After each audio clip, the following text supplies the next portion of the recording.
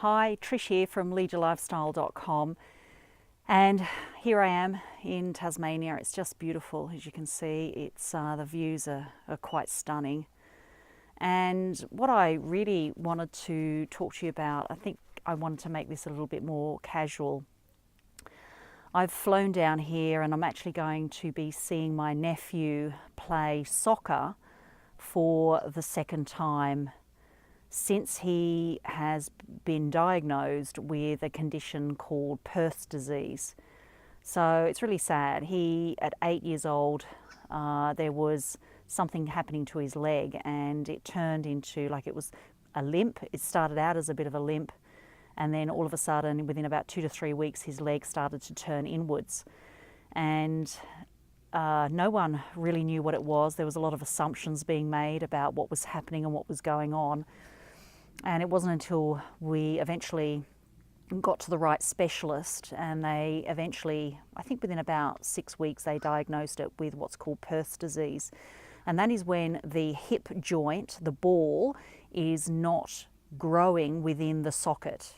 So it's actually come out of the socket and it was dying. So the actual ball joint was dying. There was no blood being circulated around it. And so that can have really dramatic impact on his mobility and his ability to preserve the leg. So it was quite dramatic. Now, this young boy, this was at 8 years of age, and he is such a dynamic soccer player. He just loves sport and loves soccer, and it was an absolutely devastating blow because that had to stop. And it got to a point where, I think he was diagnosed in the middle of the year. By the end of the year, he was actually in a wheelchair. If he had to be anywhere for lengths of time, then he had to be in a wheelchair. And so that was incredibly devastating for a young boy, a young 8-year-old that was at the top of his game when it came to sport and soccer, and just absolutely loved it. And he was agile and athletic. And so that was pretty devastating. There's no real proper cure for that.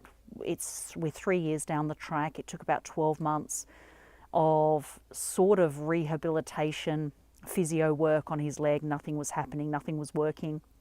So they ended up putting him into a trial program. They operated on him. They secured the ball back into the socket with an iron, like a bar.